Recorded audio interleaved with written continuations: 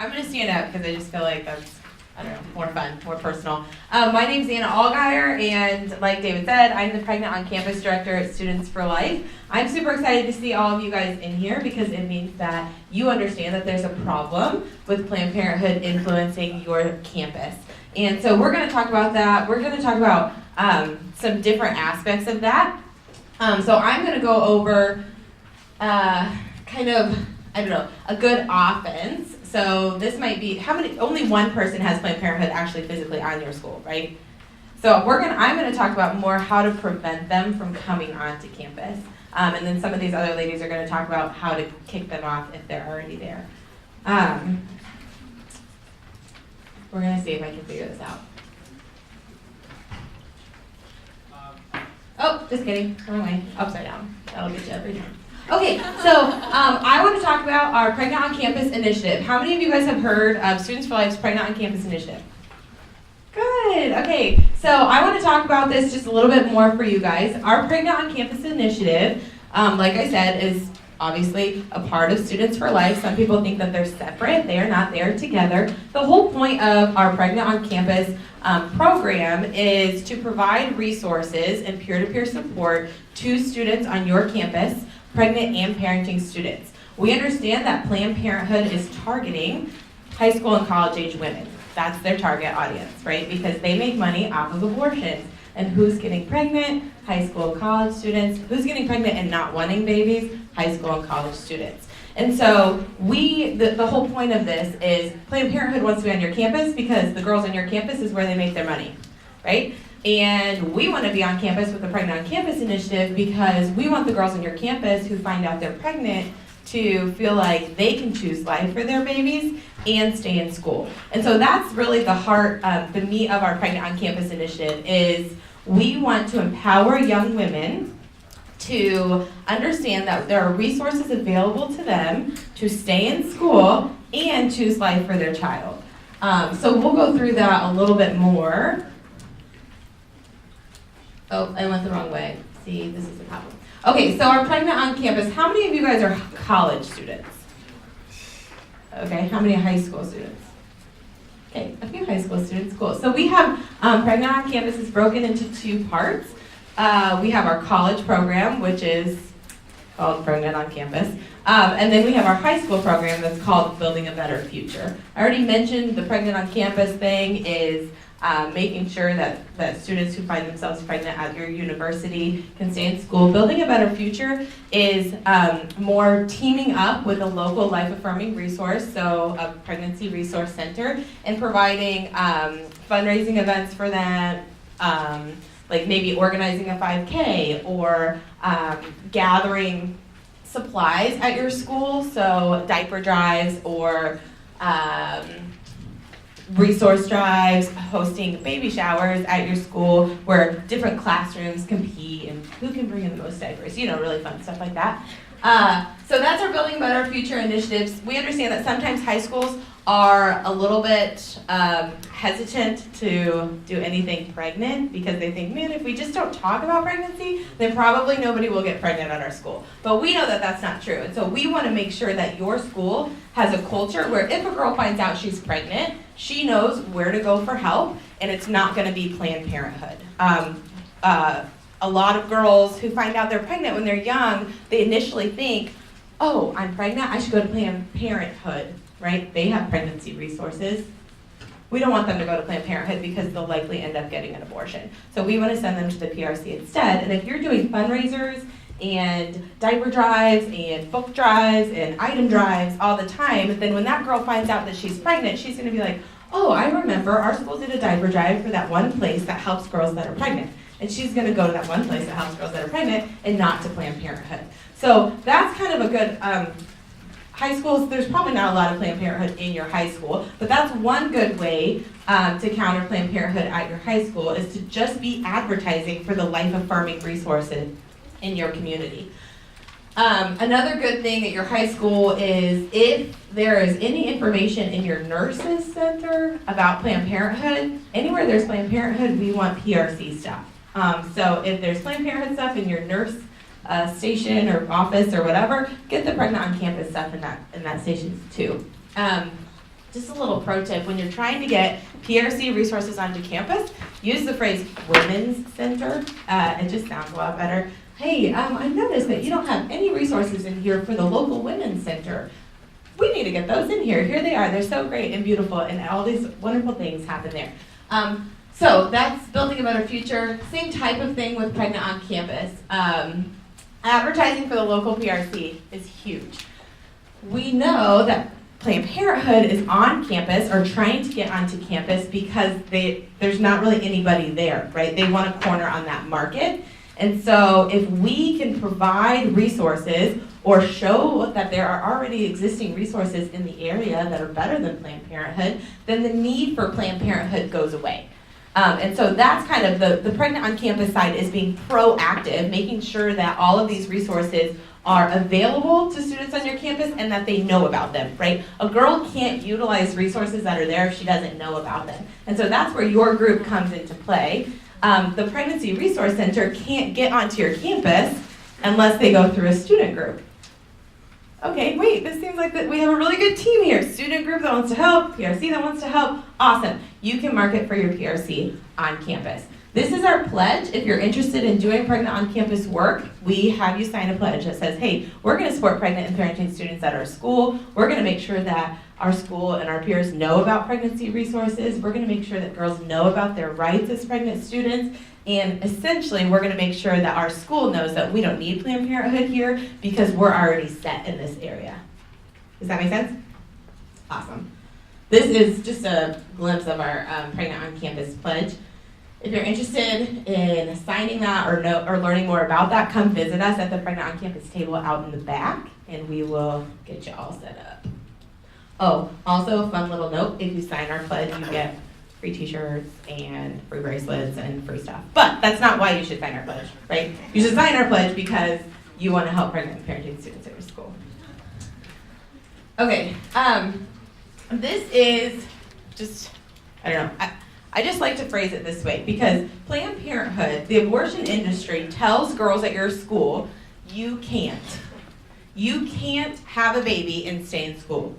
You either need to choose life for your child and drop out of school, or you need to choose abortion and continue on and you can pursue your goals, okay?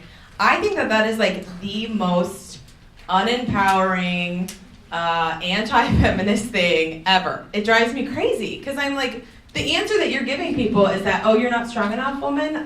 You either need to choose your baby or you need to choose your education, but you can't have both, okay? That's not what we want. We want to say, actually, you can do both. You are strong enough to do both. And by the way, here's a huge list of stuff, of resources, of people who are going to walk through this issue with you, this problem, this challenge, with you. And so this is just really important to remember when you're marketing on your campus, when you're messaging on your campus, the whole like, we don't need Planned Parenthood here. We don't need Planned Parenthood because there's already so many places that do what Planned Parenthood does better without the abortions. And these places, these PRCs, these community health centers are the ones saying, you can do it. And we're gonna give you resources and help so that you can have your baby and you can stay in school. I just had a baby in September and I'm telling you, it's not easy. This is not gonna be easy for girls. So we wanna be realistic too when we're talking to them. We don't wanna like promise them the whole world. It's gonna be awesome and rainbows and babies are so fun and yay, everything's gonna be awesome. Not necessarily. Everything might not be awesome, but everything doesn't have to be awesome to tell her that you can do it, that it's okay. It's going to be hard, but you're strong and you can do it. So this is just something that I want you guys to remember. Planned Parenthood says you can't, we say you can. And that's why our resources are better, and that's why we don't need Planned Parenthood on this campus, because we are the ones that are empowering women. Got it? Make sense? Awesome. Okay, like I was saying, the best defense is a good offense. So if you don't have Planned Parenthood onto your school yet, Pregnant on Campus is where you want to focus. If there's a Planned Parenthood that is close to your campus that you think is threatening your campus or you think is influencing your campus a lot, you need to like bump up your offense big time, okay? And these are different ways that you can bump up your offense on campus. First, I want to talk to you guys about marketing partnerships. I'm just going to go into this a little bit because there's a whole breakout session on this later this afternoon that might be good for you guys to go to. Marketing partnerships, like I was talking about later, we realized PRCs have resources and awesome women and pretty buildings and ultrasound machines. And student groups have passionate students and time and availability and outreach methods. So let's pull those two things together and save babies. So that's our marketing partnership, and you can learn more about this afternoon. If you have a student group on campus and you're willing to market for your local PRC, is that just for my time or the winning? Oh, I've only been going for 2 minutes? Oh, guys, listen, it's okay. Just bear with me here. Okay, this is postpartum brain. Okay, health center relationships. This is very, very important. A lot of times Planned Parenthood is in your health center, or they want to be in your health center. You want to beat them to the punch, okay?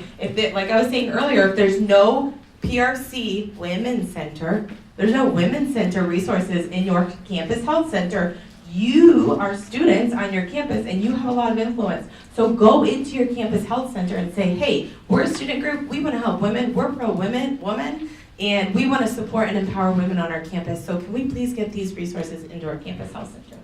Policy changes, we're going to give a whole breakout session right after this in the main sanctuary room, all about policy changes. So if you're interested in that, this is a really good way to keep Planned Parenthood off your campus. If your campus is pregnant and parenting friendly enough, you don't need Planned Parenthood, right? And then visibility, obviously. Like I mentioned, girls can't use resources they don't know about. And so if you guys are just always only sitting in your little classroom and having your student meetings and never out on campus, then there's no way that these girls are going to know about these resources. So you have to be proactive, you have to be on campus, and girls have to know that you're there and willing to walk with her through an unplanned pregnancy. Yeah, so then I just want you guys to think about, how do you show your school community that pregnant and parenting students are welcome?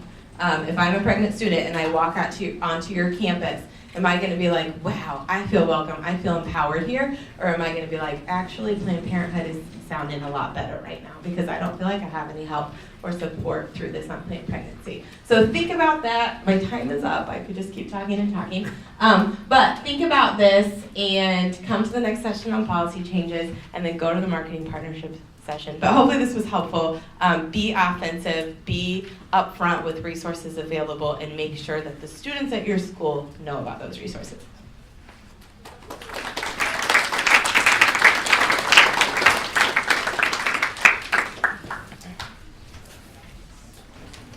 All right, so some of you raised your hand that Planned Parenthood is already on your campus or in some sort of relationship with your campus. And that's sadly not uncommon to see. Planned Parenthood is in high schools and colleges across the country, and we need to do something about that. So hopefully today, my goal is to give you some practical, actual tips on how to cut ties with Planned Parenthood. So, where do we start? Every group, every campus is going to have a different approach because Planned Parenthood's relationship with your school is probably unique to your own campus. So you have to go in and you have to identify what that relationship looks like. Are they in your women's center? Are they in your recreation center? Are they a club on campus? Do they have some sort of actual space on campus where they're counseling students? Are they in your sex ed program? Where are they on your campus? So step one is to identify them. Then you got to do your research. You got to put in the time. You have to figure out what they are up to. And once you figure out what they're up to, you identify the need. So how do you find Planned Parenthood? They're pretty sneaky sometimes. A lot of times, your school does not want you to know that they're there, or even more importantly, they don't want your parents to know that they're there. So they are sneaky. They can be hard to find sometimes. So you can start off by going to this website, feministcampus.org. It's a feminist majority website, and they list a lot of their student groups. And you can see if there's a group on your campus. And if you Google Find Your Planned Parenthood Generation Action Group, this nice little chart comes up, and you can click on your state and see if they list a group on your campus. And they've been trying really hard lately to expand their campuses. So take a look at that. If you're not listed on there, your school's not listed on there, go on Facebook. Google Facebook your campus. See if there's a Planned Parenthood Generation Action group with a Facebook page for your campus. Another group that's coming up is like reproductive justice groups. And that's what they're calling themselves. So I know several campuses have groups like that. So try searching for all of these. It takes a couple minutes to do a Google search. So try that.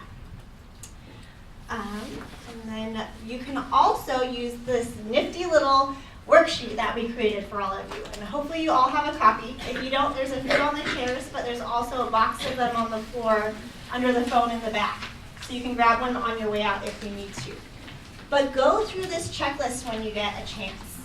And it asks you some really great questions. Are there Planned Parenthood materials in your Women's Center? Or is there a club? Or have you seen a tabling event on campus? Ask other members of your club if they've seen something on campus sponsored by Planned Parenthood or another abortion provider. Okay, this will help you identify who they are and what they're doing on your campus. Once you know who they are, once you know that they're actually there and you've confirmed it, you need to do two things, okay? Let your regional coordinator know that you have confirmed that there's some sort of relationship. So wherever you are, you have a regional coordinator and they will help you with this. So just reach out to Students for Life if you don't know who your regional coordinator is. And then we'll help you identify the need. That's step number 3. Number 3. We'll identify the need together. And that could be a variety of different things depending on what that relationship looks like. So I'm going to give you a few examples of a relationship that Planned Parenthood might have on your campus. And I want you to raise your hand if this applies to you. So let's say that there's a pro-choice group that tables on campus once a month, or maybe actually every Wednesday. And they're planning a sex week next semester. Do any of those events sound familiar to you guys? Raise your hand if there's a sex week on your campus. Yeah, these things are real. I know it was on my university campus when I was a student. So here's a solution. Next time you see Planned Parenthood tabling, you call up Anna and get some pregnant on campus resources, and you go set up a table right next to their table. And then, as far as their sex week, you come up with a real sex week and host an entire week-long event that promotes truth and provides resources and dispels the myths of safe sex. Just identify the need and respond to it. That's all we're talking about. Another example is you find out that your Women's Center is handing out Planned Parenthood materials. Now, there might actually be some legal issues with that, and we'll get into that later. But you can at least create a controversy and say, Planned Parenthood has an influence on our health center. That's not okay. There at least needs to be a balanced, resources here, or Planned Parenthood shouldn't be here at all because they're a sketchy business and under investigation. So find out what the need is and come up with a solution that counters it. And we'll help you do that. Sometimes all it takes is causing a ruckus. Sometimes you just got to make it known that Planned Parenthood is there and we don't like that. So that's what these students did. And they used the media. It's one of the best ways to get that message out there that we don't need Planned Parenthood. And they're on our campus, and they're using students to make money. So how do you use the media? Issue a press release. If you find out that there's a relationship, even if it's small, even if it's just one of those check marks on that sheet I gave you, shout it loud. Issue a press release, and your regional coordinator can help you with that. If there's a Planned Parenthood event going on your campus, and there is a reporter there, or there is some form of media there covering it, go up to that reporter and tell them you want to be quoted as opposing this event, that your opinion differs from what's going on here. Guess what? Media likes a story. They like some conflict because it makes it interesting. So get yourself quoted. Show that they are not the only presence on campus. Write letters to your editor. Show them that you are dissatisfied with this relationship that your school has with Planned Parenthood, and post on social media about it. Post in your school's Facebook group, or your school sometimes has those like weird texting apps where you all see each other's posts on it. Post on there, say, did you guys know that Planned Parenthood is on our campus? Isn't that weird? They shouldn't be here. And then make a rally and invite everyone on the app to it. If you see any sort of presentation going on, sponsored by Planned Parenthood, which is a frequent thing, set up a table right outside of it. Or even better, host your own speaking event in the area right in front of it, or on the plaza outside of that building, and speak the truth. If your school, especially high school, but universities do this too, if your school has a relationship with Planned Parenthood or is considering a relationship with them, especially where they're part of the curriculum, openly protest it. Go to board meetings where it's being discussed. Come with pointed questions to challenge them. Why are you having a relationship with a corporation that is profiting off of selling baby body parts that's under investigation? Why does our school have a relationship with an organization like this? Put the pressure on them. Question it. Openly protest it. Rally out in front of the meetings. Let alumni know. Try to get them to pull their donations. Money speaks volumes. So if you know that your school has a relationship with Planned Parenthood, call the alumni. That really has some sway with the administration. So let's say you find out there's a sex week on campus. This is an example of what your plan can look like to counter them. Step 1, write an article about it. Step 2, send a letter asking the university or the dean or whoever the administrator or your contact is, write them, ask them to cancel the event. Then put a call out to the alumni, to community members, and to students to start complaining. Then set up your Pregnant on Campus table, and then afterwards follow up with your own workshop dealing with sexual assault or topics that could counter the effects of this sex week. So it sounds like a lot, but if you have just 5 members in your group, even if you only have 3 members in your group, you can definitely accomplish this list. You can do it. And I've seen numerous student groups pull this off, and it has been amazing. It's been powerful. It has helped women. It has spread truth, and it has saved babies. So it's worth doing. So that's all I have for you. I hope those are some good action items, and now we're going to speak a little bit about the legal side of things.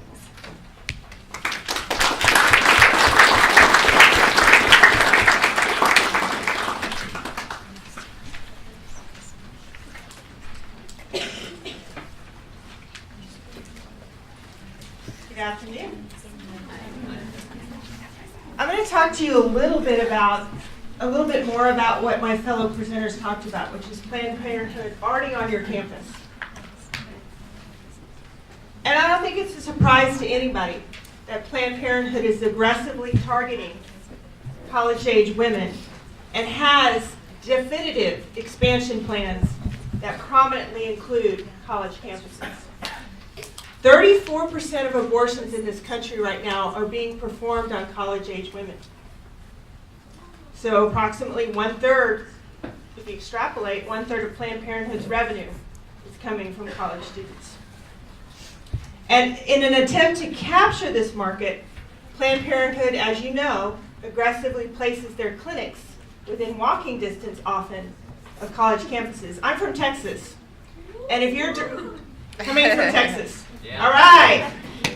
If you are in Houston, you will, in driving down the highway, you will see the University of Houston on one side of the highway and Planned Parenthood's mega abortion center on the other side. And that's not unique to Texas. That is occurring across the country. Students for Life has done some research, in fact, into this, and they studied over 3,000 zip codes that were in the vicinity of a college campus. And they determined that nearly 3 in 4 of Planned Parenthood's clinics were within walking distance of at least one college campus. And these centers, even if that particular Planned Parenthood clinic doesn't perform surgical abortions, I guarantee you they refer women for abortions, they counsel women for abortions, they schedule appointments for abortions, and they may be even providing RU46 or chemical abortions. Planned Parenthood has always worked to encourage pro-abortion student groups on campus. But there are recent signs in their strategic plans that are telling us that they're going to step up this campaign. It was just mentioned a little bit ago about Planned Parenthood Generation Action. Planned Parenthood has already seeded at least 300 campuses with this student advocacy group. And some of their primary goals are to fight the abortion stigma and to fight for reproductive justice. And this is what Planned Parenthood Generation Action says about themselves, that they are a program to educate and mobilize students and youth in support of reproductive health and rights on college campuses. Members participate in direct action to engage their campus communities. And one thing that they specifically advocate for is that their college health center provides quote unquote crucial health services, which they define to include abortion. Sometimes these student chapters are launched under covert names. So we talked a little bit earlier about searching for them and trying to determine if they're engaged on your campus. We have seen incidents where these reproductive justice groups, including those affiliated with Planned Parenthood, launch under names like Salem Sisters or the Feminist Collective. So sometimes your research needs to be a little bit deeper to figure out who these groups are. And their sole goal is to advocate for reproductive justice and sway the opinions of your friends and your fellow students to support abortion. And I'm just going to give you a few examples of things that have come to our attention that Planned Parenthood Generation Action has actually been involved in. The Student Senate at Berkeley in 2016 approved a bill to bring an abortion clinic onto Berkeley's campus. The resolution was supported by 2 leaders of Planned Parenthood Generation Action, and their group was called Students United for Reproductive Justice. And in the resolution that they presented to the university, they said, health is a right, not a privilege, and that the university should be providing this right, which they define to include abortion, to all students. And it didn't just stop there with the undergraduate student senate. A similar resolution was passed by the graduate assembly, and even the city of Berkeley formally requested that the university bring an abortion clinic operated by Planned Parenthood onto that campus. Thankfully, as I understand it, or as my research indicates, that hasn't actually happened. But that doesn't mean that they're still not agitating for it. And just this year, at the University of California, Riverside, the local Planned Parenthood Generation Action group was sending around a survey to their fellow students, asking them about their opinions of having a safe sex vending machine on campus. And among what would be included in this vending machine was the morning after pill, or Plan B. And the action to bring Planned Parenthood onto your campus isn't just coming from campus activists. What I do at ADF is a lot of pro-life legislative and policy work. And what I am seeing in an increasing number of states across the country is state legislatures joining in on the efforts to bring Planned Parenthood onto your campuses. And they're doing this in a variety of ways. The most prominent way that it's going on right now is with regard to legislation to make Plan B available on the campuses, either through a vending machine or directly through the Student Health Center. So when you are looking for threats for Planned Parenthood coming onto your campus, you need to be paying attention not only to what's going on physically on that campus, but what's going on in your state legislatures. How many of you have actually ever written a letter, sent an email, or talked to legislators about pro-life policy or countering Planned Parenthood. Okay, good. Hopefully next year we get more hands up, because that's what I'm going to talk to you now about. My co-presenters talked a lot about what you can do directly on your campus, but I'm going to talk to you about some legislative strategies that we have to keep Planned Parenthood off your campuses, or if they're already there, to kick them off. And a lot of these deal with public universities who are using public money. But I'll just go through a few of them and describe a few of them to you. And these are things that you need to be advocating for and paying attention to opportunities to write your legislature, to call them, to email them, even to talk to people on your campus and say, we need a law that does this because we don't need Planned Parenthood on our campus. The first type of law that we can look at is prohibiting the use of public facilities for abortions or abortion referrals. At a public university, those are public facilities in most instances. So you don't want anything going on in your health center to be promoting Planned Parenthood. And there are laws that you can enact to keep public facilities such as health clinics from actually promoting, performing, or referring for abortions, or getting engaged with Planned Parenthood. You can prohibit the use of education-related fees for abortion or abortion referrals. All of you guys in college pay lots of fees, student activity fees, a variety of fees that go into the bill you pay every semester. And actually the language to keep this from being used to promote abortion or perform abortion is really very simple. And I'll read it to you. It's a paragraph. No applicant, student, teacher, or employee of any public university shall be required to pay any fee that would, in whole or in part, fund an abortion or insurance coverage for an abortion for any other applicant, student, teacher, or employee of that school or university. So that means not only the money that perhaps the state legislature is allocating to your school, which is the first category I talked about, to keep that public money for being used to promote abortion. That would allow you to make sure that your fees and the things that you are paying to the university is not being used to promote abortion. You can also regulate the school-based health clinics, which we've talked quite a bit about, and making sure that Planned Parenthood doesn't get into those clinics. And you would want to make sure that they don't provide or perform abortions, counsel in favor of abortion, refer for abortion, or dispense or buy drugs that are classified as emergency contraception by the Federal Food and Drug Administration. And I want to make sure we leave plenty of time for questions. But one thing I want to talk to you about when you are on your campuses advocating, talking about these issues, one thing that we need to be talking about is when Planned Parenthood tries to classify abortion as health care. How many of you have heard them talking about it? Abortion is health care. Abortion is not health care. And they claim, how many of you heard them claim that they provide comprehensive health care to women? They do not provide comprehensive health care to women. So when you're engaging on the issue of health care, you need to make sure that your friends, the people that you talk to, understand that. Understand that Planned Parenthood's health care provision is very limited.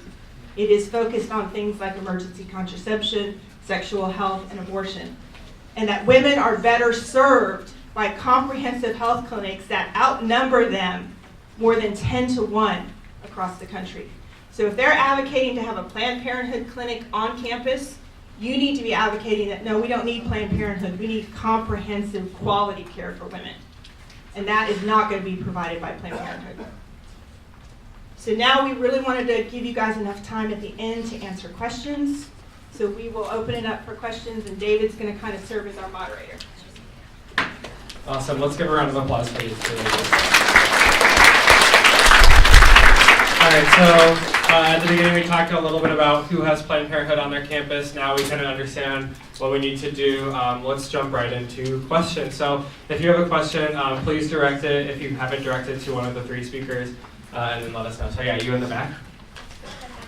So this is, I think, directed probably at kind of our last speaker, or kind of everyone. Legally speaking, if funds public funds are not to be used for abortions, how does it stand on birth control pills that are proven more efficient? All right, so the question was if public funds aren't allowed to be used for abortions, how does it work for birth control pills that are proven abortifacients? What's your name and where do you go to school? Shelby Linfelter, University of Idaho. Okay, it's a little bit more challenging in that circumstance because the problem we run up against is that the FDA, usually when you're talking about the distribution of federal funds, they look to how is the FDA defined contraception. And the problem is the FDA's definition currently is much broader, and it includes a lot of drugs that have abortifacient qualities. So what we first have to start doing is educating, and then we have to advocate first for the FDA to change that definition. And the other side spent decades getting that definition to be changed. Contraception in their mind doesn't mean preventing conception. It means preventing implantation. Big difference. And they spend a lot of time in the medical schools and elsewhere changing that definition. So we will probably end up having to spend an equal amount of time trying to change it back. But as long as that FDA definition is such that it makes it a bit more of a challenge, but that doesn't mean that we can't challenge the use of public funds for contraceptive drugs and devices, especially those like Plan B and Ella that are proven abortifacients. Anybody else? All right, any other questions? Yeah, right here. Okay, so you mentioned Planned Parenthood has a club on campus. So the obvious question is if Planned Parenthood can have a club on campus, then why can't a very close by pregnancy resource center that is pro-life have a club on campus? And there's one that does. Where I am at, Trotter House in UT, University of Texas at Austin, they now have an interlinked club, which has made it much more easy for them to direct students back to the pregnancy center for ultrasounds and things like that. Maybe we should be copying them because imitation is the sincerest form of flattery. Comment? Great. I'll let one of these ladies jump in, but that's essentially what your job as a Students for Life chapter is on campus, to funnel these students to the Pregnancy Resource Center and through Pregnant on Campus. But the pregnancy center themselves. Okay, I'll answer that. So this has happened in a couple of our schools. So a lot of times if Planned Parenthood is on your campus as a club, they're working with a student. It's not just the Planned Parenthood facility that's gone and knocked on the door and said, hey, we want to start a club as an organization. They're generally working through a student. So if the PRC comes onto campus, again, they'll have to work through a student to create a student group. Basically, the response to that is why reinvent the wheel? We already have student groups that are on campus. They're established. They have a presence. Students know who they are. And so our thing is why, and the same students that are in the Students for Life Club are probably going to be the ones that are going to help with the PRC Club. So if there's already a Students for Life group on that campus, let's go ahead and use them as the marketing team for that PRC. And if they're linked together, the thing with our marketing partnerships is it's an agreement between the student group and the PRC. Both are understanding what the role of the other organization is in those. And so kind of the easy answer is why reinvent the wheel? The student groups are already there, the students are already active. Let's just use them to help promote that Pregnancy Resource Center. Another thing with that too, if you work closely with your Pregnancy Resource Center near your campus, one thing you can do is a lot of public universities specifically will allow nonprofits and other companies to come and actually table on campus. If you're a public university, that Pregnancy Resource Center can come up, set up in your free speech zone or anywhere on campus with a table. If they have an outreach person, if they have an outreach coordinator. Also, a lot of universities have forms that companies or nonprofits or organizations outside of the university can fill out to then come onto campus. So a new thing that I've seen at a lot of schools in my region is Pregnancy Resource Centers have a campus outreach coordinator where it's their job to be on campus for 2 or 3 days a week, so suggesting that to the person that works at the PRC. Yeah. Oh, hello. So this is kind of in the same vein. Our Students for Life chapters are actually already started after a pregnancy resource group was already on campus. And so we see kind of, I mean, we advocate for the same resource center, but is there some advantage to having a separate group for the PRC simply because of the perception because you already alluded to the fact that maybe when you're talking to a health center on campus, we call it a women's center, because of course perception matters, especially when you're talking to a pro-choice student or someone who's of that mind. So I was just wondering if a woman knows that a pro-life student is offering them a resource center, they know they're probably not going to be even referred, or even possibly in some centers not have it even be discussed. And other centers that I've spoken with have a method where they present women with all the options, including abortion, and say we don't refer, we don't recommend this, but we should know this is an option, and they keep data on that about who they're keeping in their center and who is carrying to term and having the baby, and it seems to be somewhat effective.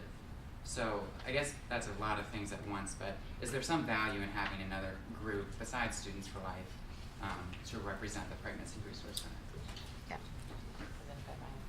Okay. Yeah.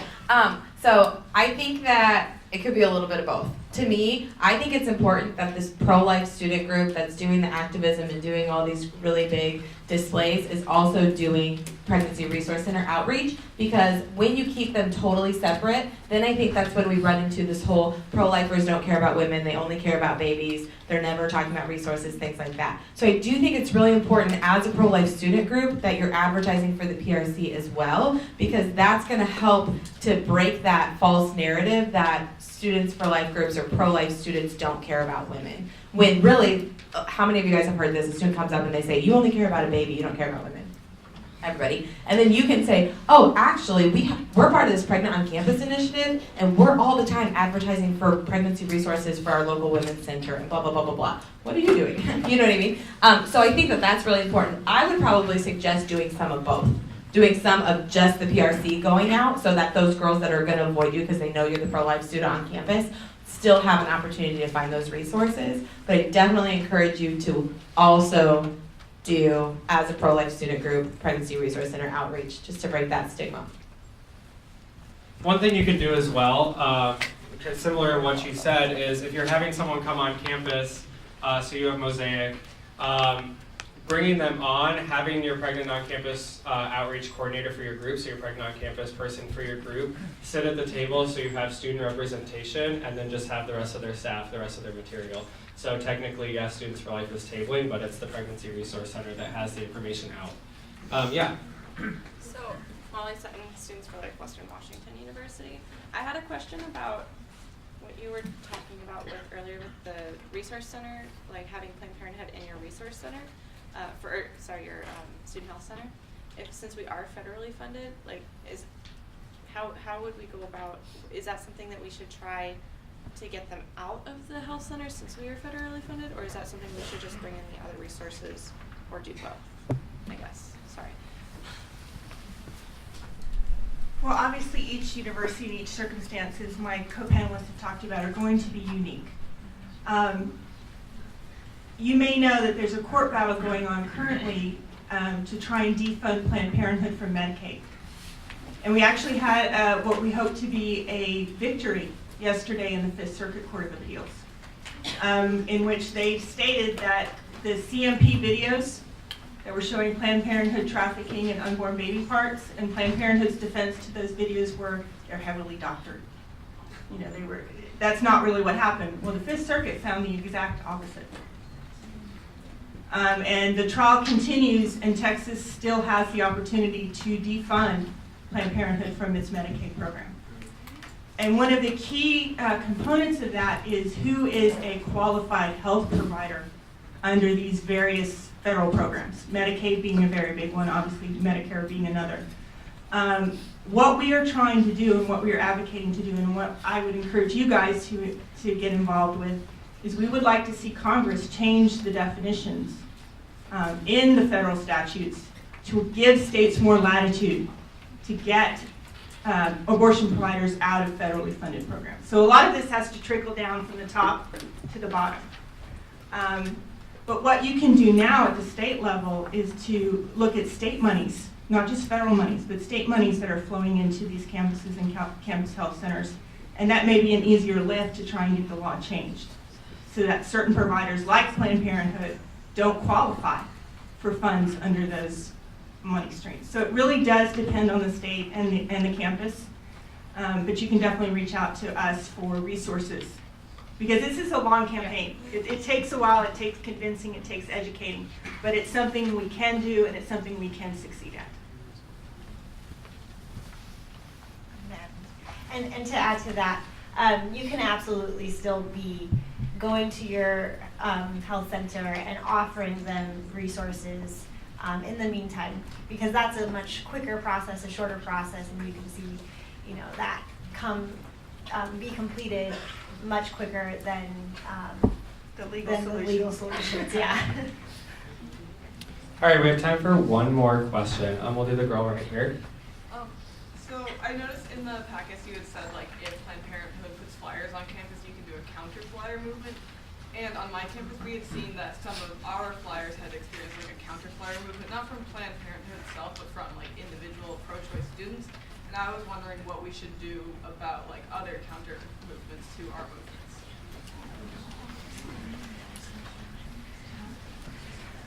I'll stand up for this one. So that's a great question. So what do you do when your opposition, the pro-choicers on campus, are actually kind of mobilizing and responding to your pro-life flyers? Well, first off, take it as a compliment, because that means somebody's seeing your work, somebody's seeing truth on campus. And then start going through the steps of, okay, did we get our flyers approved to be here? Did they not get their flyers approved to be here? I know that's the case in some schools. If you go through the process and you follow all of the rules and you follow the policy and you get your flyers posted the correct way, and you know somebody's just coming along and sticking a flyer on there, your school should do something about that and hold them accountable for that. Now, if it's a little bit more of like a free speech thing and you put your flyer up and they put their flyer up, then you go and put another flyer up. So I don't know if you guys have anything else to add to that, but I think that applies not just to flyering, but to chalking and you know, most of the activism that you do on campus.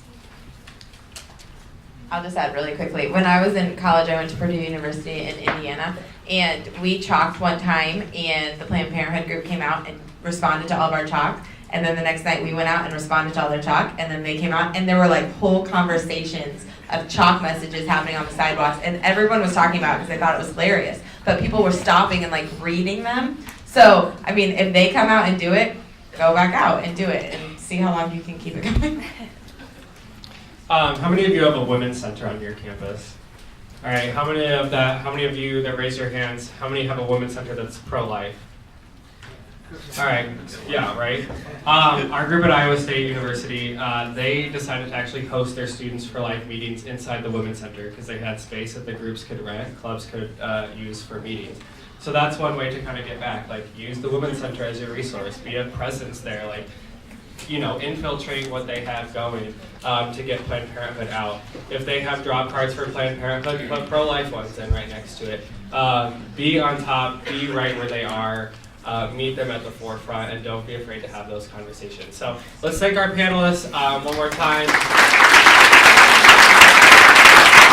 Really quickly, I want y'all to stay seated. Our next events, we have a few. We have another breakout session at 2:45. You have your 5-pillar card, so don't forget to get your pink sticker for Industry Impact. In the sanctuary, we have Anna Allgaier again, so if you want to hear more about Pregnant on Campus and more about this, Changing Campus Policies is in the sanctuary. Philosophical Foundations is here in room 1305. Confronting Campus Controversy, 2311. Alliance Defending Freedom, Wild Card is in 1211. And Adoption is an Option is in room 1201. Don't forget to get a sticker, and have a great rest of your day.